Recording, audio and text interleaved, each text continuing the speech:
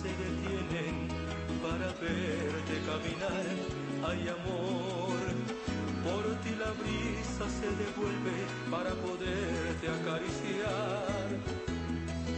Ay, amor, te vas alejando y no te puedo detener, ni yo me puedo contener al ver que nuestro amor se está derrumbando.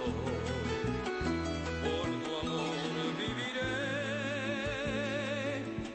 por tu amor cada instante, y no descansaré hasta que vuelvas a mí. Siempre voy a esperarte.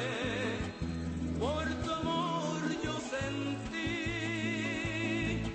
por tu amor que estoy vivo, y no pienso dejar en esta vida jamás que nos separe el destino.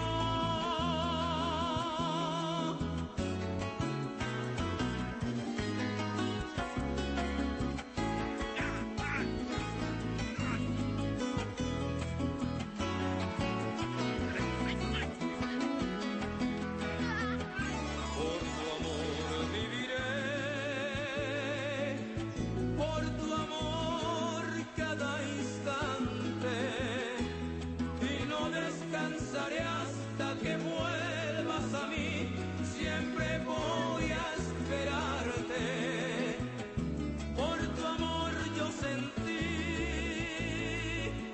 por tu amor que estoy vivo, y no pienso dejar en esta vida jamás que nos separe el destino.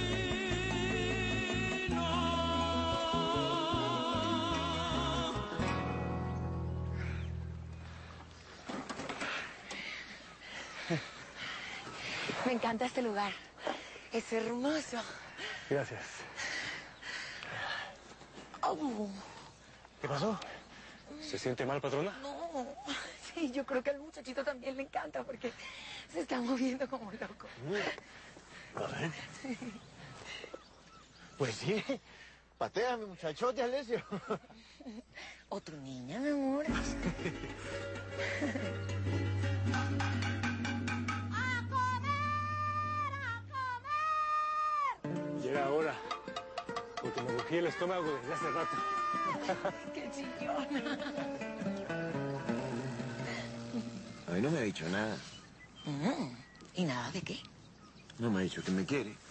Y si no me lo dice, no la voy a dejar levantarse. ¿En serio? Ay, pues te quiero, te adoro, mi llanero. Adorado. ¡María Teresa, por Dios! ¡Que se te va a enfriar la comida! A lo mejor que alguien le quite esa sartén a Nani.